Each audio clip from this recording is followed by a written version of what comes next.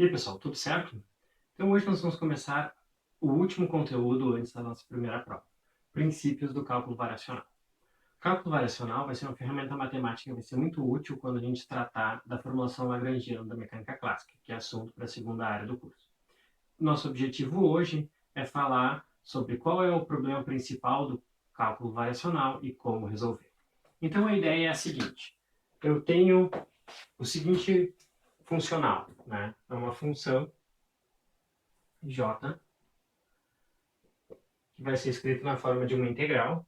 Essa integral vai de um limite x1 até um limite x2, e é uma integral de uma função f que depende de uma outra função y de x, pode depender da derivada primeira dessa função y de x e da variável independente x. O que eu quero encontrar é y de x tal que o meu funcional j seja um extremo.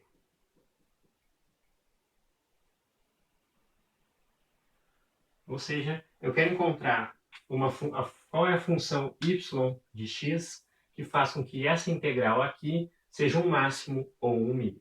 Esse é o problema básico do cálculo variacional e é esse problema que a gente quer resolver. Ou seja, nós queremos encontrar uma forma de determinar quem é essa função y de x que maximiza ou minimiza este funcional aqui, certo? Então vamos lá.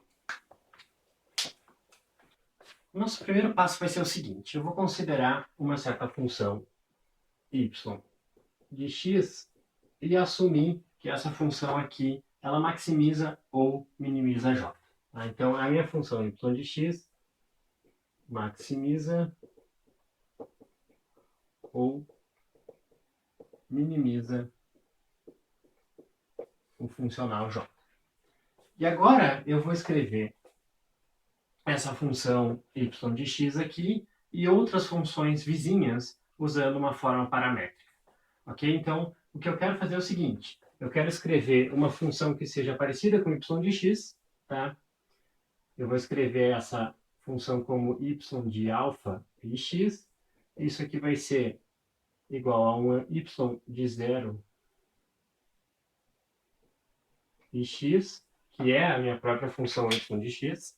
Tá? Então, essa função y de x é essa aqui. Mas eu quero considerar pequenas variações nessa função. E para isso, eu vou somar aqui uma outra função multiplicada pelo parâmetro alfa. Então, eu vou somar alfa vezes eta de x. Ok? Então, quando o meu alfa é igual a zero, eu tenho a função y de 0 e x, que é a função que maximiza ou minimiza o meu funcional. Tá? Bom, eu também vou considerar que nos extremos, ou seja, em x1 e x2, essa função aqui se cancela. Então, eta de x1 igual a eta de x2. Isso aqui vai ser igual a zero, tá?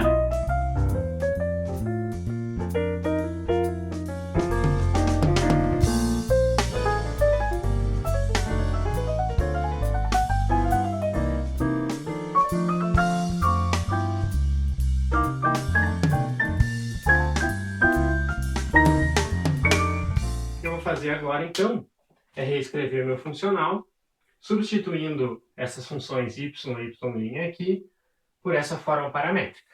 Então, eu vou ter que j vai ser igual a integral de x1 até x2 de uma certa função f, que agora depende de y de alfa e x, de y' de alfa e x, e de x. Certo? Bom, agora, esse nosso funcional j depende desse parâmetro alfa. Então, j é igual a um j de alfa. E eu sei que quando alfa é igual a zero, o funcional vai ser um extremo, pode ser um máximo ou um mínimo. Então, uma condição necessária para que isso seja verdade é que a derivada parcial de j em relação a alfa, avaliado em alfa igual a zero, isso aqui seja zero, para qualquer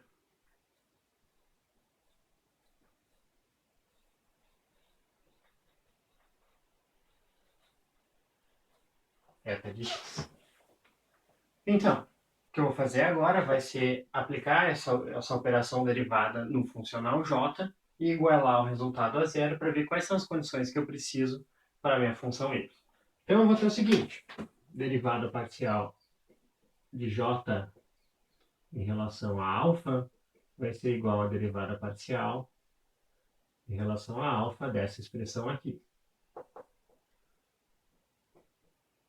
Y de alfa x, y' de alfa x, x dx. Eu vou assumir, por hora, que x1 e x2 são fixos. Tá? Então, os meus limites de integração são fixos, eles não vão depender de alfa. Né? Então, x1, x2 são fixos. E dessa forma eu posso passar esse operador derivada para dentro da minha integração. Aí eu vou ter parcial j parcial alfa vai ser igual à integral de x1 até x2 da derivada em relação a alfa dessa função f aqui, dx. Ok? Bom, f então depende de y e de x. X não depende de alfa, explicitamente, e y e y' vão depender de alfa de acordo com essa expressão aqui. Tá? Então eu vou ter o seguinte, derivada parcial de j em relação a alfa vai ser igual à integral de x1 até x2 de derivada parcial de f em relação a y vezes derivada parcial de y em relação a alfa mais derivada parcial de f em relação a y', derivada de y' em relação a alfa. Tudo isso aqui vezes dx. Né? Eu posso escrever essa derivação em relação a alfa da função f dessa forma aqui, por causa da dependência de f com y e com alfa. Daí eu vou notar o seguinte, né? Se eu olhar para essa expressão aqui, derivada parcial de y em relação a alfa, esse primeiro termo não depende de alfa, o único termo que depende de alfa é isso aqui, deriva essa expressão em relação a alfa, vai sobrar só a função eta de x. Tá? Então, este termo aqui é igual simplesmente a eta de x. Se eu pegar e realizar uma derivação disso aqui em relação a x, vai aparecer dy dx, que é x', mais alfa vezes deta de x dx. Tá? Derivando essa derivada em relação a alfa, vai sobrar só a derivada de eta de x em relação a x. Então, este termo aqui é deta dx. Certo? Então, reescrevendo isso aí, eu vou ter o seguinte, derivada parcial de j em relação a alfa vai ser igual à integral de x1 até x2 de derivada parcial de f em relação a y vezes eta de x mais derivada parcial de f em relação a y' vezes deta de x dx. Tudo isso aqui vezes dx. Agora nós vamos notar o seguinte, que é, bom, essa integral passa a ter dois termos, né? Parcial f parcial y vezes eta de x, mais parcial f parcial y' vezes deta de x dx. Eu vou pegar este segundo termo aqui e realizar uma integração por partes. né? Ou seja, esse segundo termo aí,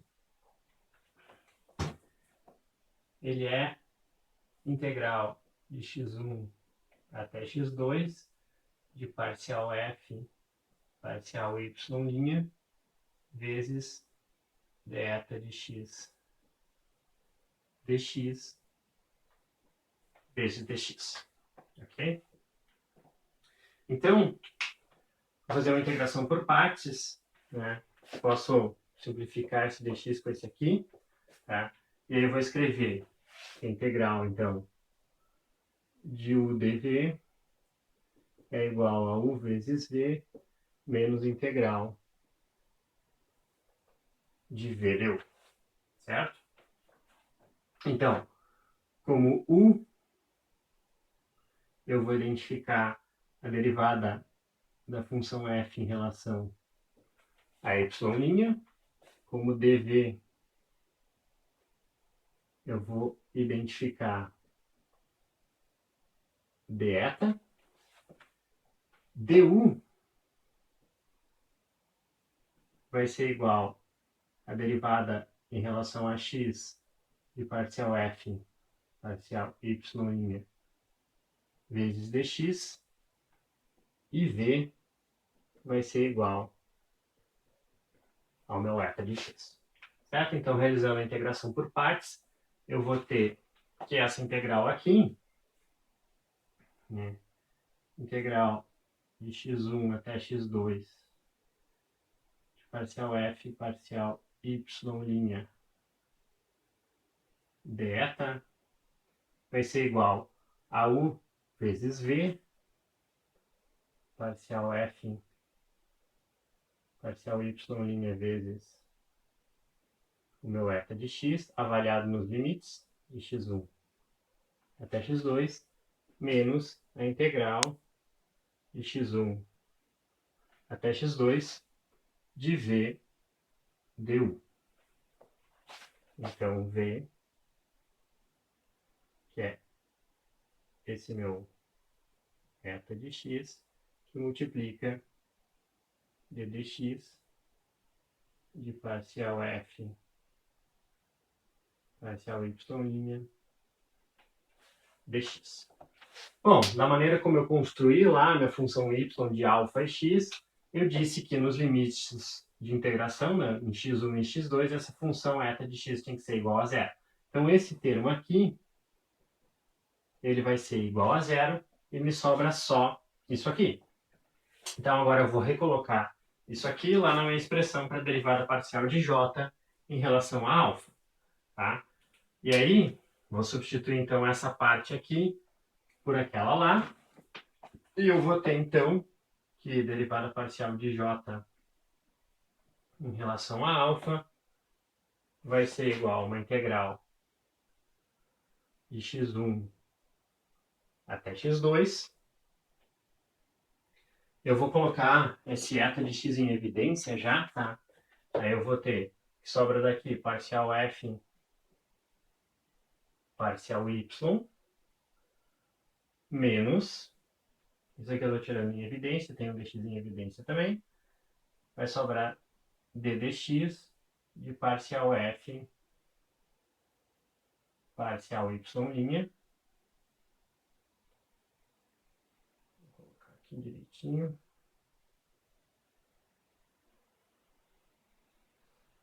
Tudo isso aqui que multiplica eta de x dx, certo? Então, eu vou chegar nessa expressão aqui após realizar a minha integração por partes.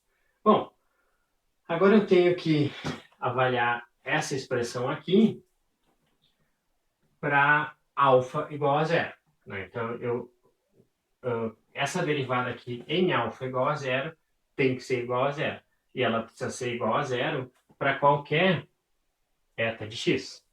E para que isso seja verdade, né, para qualquer função eta de x aqui, eu preciso que esse termo entre colchetes seja igual a zero. Então, nós vamos chegar na seguinte condição. Né? Para que a minha função y de x lá maximize ou minimize o funcional j, eu preciso que parcial F parcial Y menos d dx de parcial F parcial Y' seja igual a zero. E essa aqui é a chamada equação de Euler. É uma condição necessária, mas não suficiente para que o meu funcional J seja um extremo quando essa derivada aqui, ou melhor, quando eu tenho o alfa igual a zero. Agora o que nós vamos fazer é usar a equação de Euler, ou seja, usar o cálculo variacional, para resolver um problema clássico da física, conhecido como Brechstockramo. A ideia é a seguinte: eu tenho uma partícula que está sujeita a uma força constante, e essa partícula parte de um certo ponto x1, y1, tá? Sobre essa partícula atua então uma força F aqui para baixo, que é constante, e em um tempo posterior a partícula vai chegar em um outro ponto x2, y2. E ela vai realizar o seu movimento ao longo de uma certa trajetória. Então ela vai partir por aqui, vai viajar por aqui, traçando alguma trajetória e vai chegar no ponto final x2, y2. O que eu quero determinar é qual é a trajetória entre o ponto inicial e o ponto final que minimiza o tempo, ok? Então eu quero saber qual é o caminho que a minha partícula vai percorrer, de modo que ela chegue mais rápido, partindo daqui, chegando aqui, sujeita apenas a essa força constante. Tá? Então, nós vamos fazer o seguinte. Vamos começar considerando que a origem do sistema de coordenadas está aqui no próprio ponto inicial. Tá? Então, meu sistema de coordenadas vai ter origem aqui, certo? A minha partícula vai partir do repouso e vai passar a ser acelerada, então, por essa força F. Tá? Como essa força é constante aqui, é uma força homogênea também no espaço, o meu sistema é um sistema conservativo. Né? Então eu tenho que a soma da energia cinética da minha partícula com a energia potencial, isso aqui vai ser uma constante. Constante. Certo? Em particular, eu posso definir que na posição inicial a minha energia potencial era zero. Então eu posso dizer que U para x igual a zero, ou para x1, para x igual a zero vai ser igual a zero. Tá? Então, vou começar daí. O que eu quero saber, então, é qual vai ser o tempo que a minha partícula vai levar daqui até aqui. Quero escrever esse tempo e quero escrever esse tempo na forma de um funcional e encontrar qual vai ser a trajetória que minimiza o tempo. Ok? Então, eu vou notar o seguinte. Como a minha partícula parte do repouso, a energia cinética dela também é zero. Então, a minha energia cinética T, que é 1/2 da massa vezes a velocidade ao quadrado da partícula, vai ser zero. De modo que a soma da minha energia potencial com a energia cinética na posição inicial vai ser zero. Então, na posição inicial, T mais U é igual a zero. Como o sistema é conservativo, essa relação vai se manter ao longo de toda a minha trajetória. Ok? Bom, agora eu posso escrever o meu potencial U como menos a força vezes a posição x, vezes um certo deslocamento em x, digamos assim. Tá? E isso aqui vai ser igual a menos mg vezes x. Tá? Sendo g a aceleração causada por essa força. Tá? Então, g é a aceleração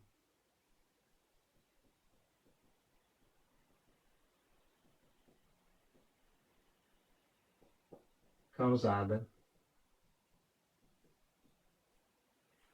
por F. Ok? Bom, daí eu posso escrever o seguinte. Como 1 meio de mv ao quadrado é igual a menos mgx, eu tenho aqui 1 meio é igual não, né? 1 meio de mv ao quadrado mais u, que é igual a menos mg x, isso aqui vai ser sempre igual a zero. Tá? Daí eu tiro, simplifico essas massas aí, passo esse termo para o outro lado, vai ficar um gx lá, multiplico por 2 e tiro a raiz. Eu tenho que v é igual a raiz de 2 vezes g vezes x. Tá? E o tempo que a minha partícula leva para percorrer um certo segmento infinitesimal ds aqui dessa minha trajetória vai ser igual à razão entre o comprimento ds e a velocidade da minha partícula. Tá? Então eu tenho que o tempo total vai ser uma integral ao longo de toda essa trajetória aqui, né? Então uma integral que parte do ponto x1, y1 e chega no ponto x2, y2, da razão entre o deslocamento da minha partícula, que é ds, pela velocidade dela. Então, ds sobre v. E v pode ser escrito daquela forma. Tá?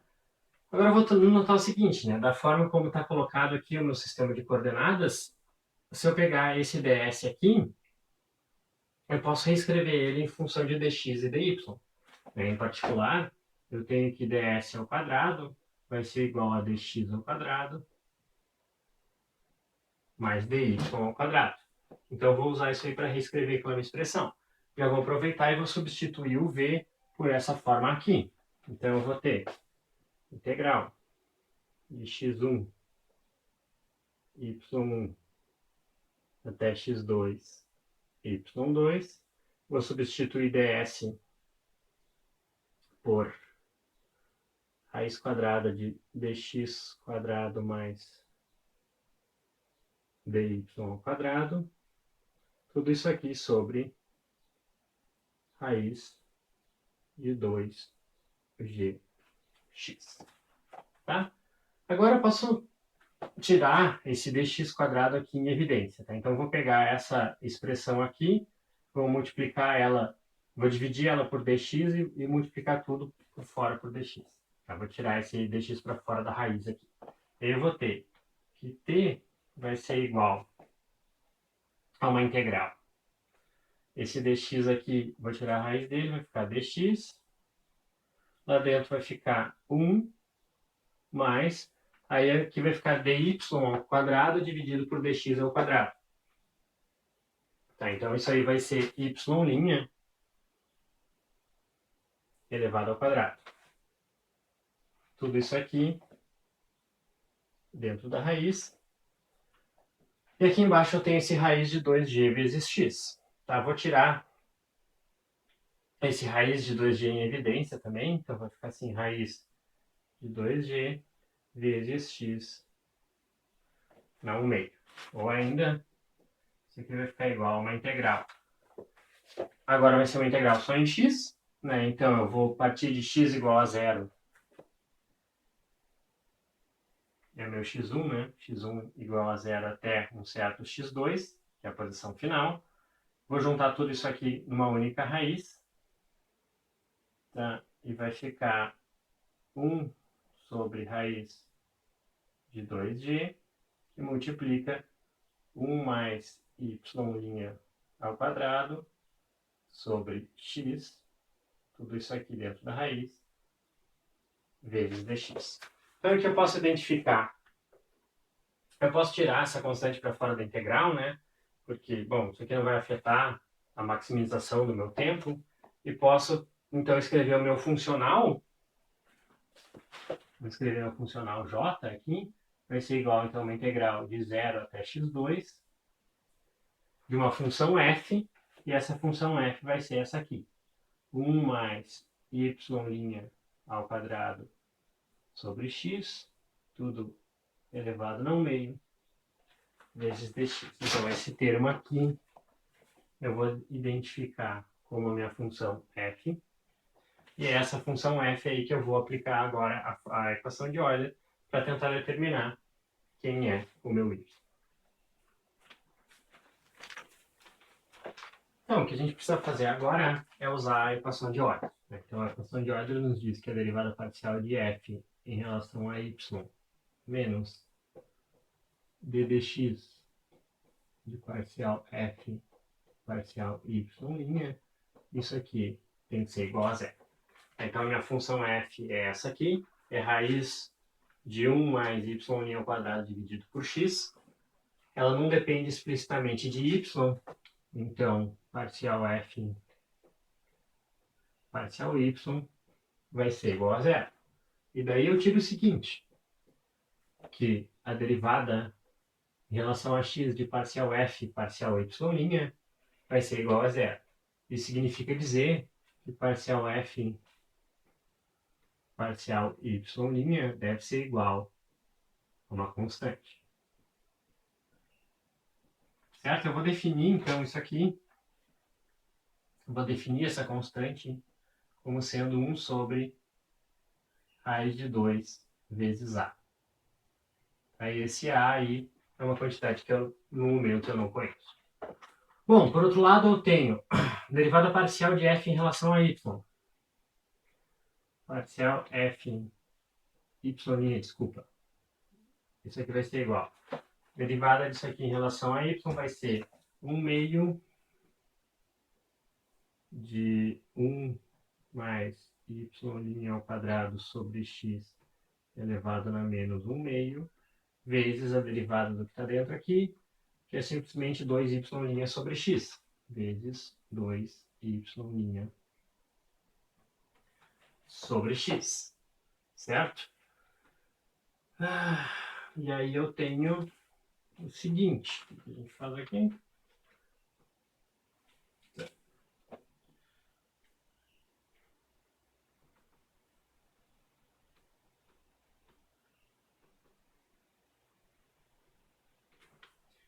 Eu posso igualar, então, essa derivada parcial com aquela minha constante. Né? Então, isso aqui vai ser igual a 1 sobre raiz de 2a. E agora a gente pode reescrever isso aí, né? Tentar melhorar a forma dessa expressão. Então, eu vou ter... posso levar tudo ao quadrado. Esse 2 corta com esse 2 aqui. Aí vai ficar 1 sobre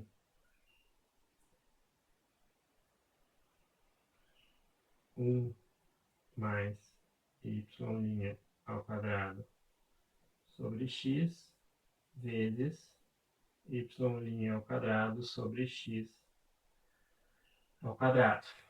Tá? Eu posso escrever, então, esse x vai cortar aqui, vai ficar y' ao quadrado sobre 1 mais y' ao quadrado vezes x, isso aqui deve ser igual a 1 sobre 2a. Então, vou multiplicar aqui, vai ficar 2a y' ao quadrado deve ser igual a x mais y' ao quadrado vezes x.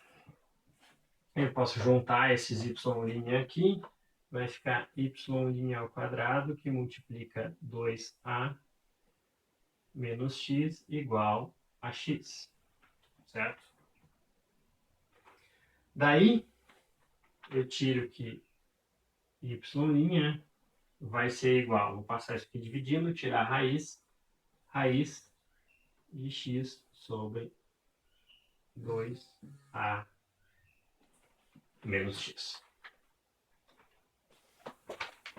Então, a derivada de y em relação a x é igual a essa raiz de x sobre 2a menos x. Então, eu tenho que a função y vai ser igual a uma integral dessa quantidade aí. Integral de raiz de x sobre 2a menos x dx. E aqui eu vou usar uma substituição. Tá, eu vou dizer que x é igual a vezes 1 menos cosseno de θ. E dx vai ser igual a seno de θ de θ. Daí a minha integral vai se transformar em y igual a uma integral de a que multiplica 1 menos cosseno de θ vezes dθ, de onde eu tiro que y é igual a vezes θ mais seno de θ mais uma constante. Tá? Então eu tenho uma equação para x e uma equação para y, tá? Que dependem de um certo parâmetro θ, uma constante A, e essas equações paramétricas que aparecem aqui são as equações paramétricas para um cicloide. Tá? Então eu consigo determinar quem é essa minha função y em função de x, e qual é então a trajetória que a minha partícula vai seguir, de modo a minimizar o tempo partindo lá daquele ponto inicial e chegando no meu ponto final. Então eu vou colocar a imagem aqui do cicloide para vocês. Essa aí vai ser a trajetória da minha partícula.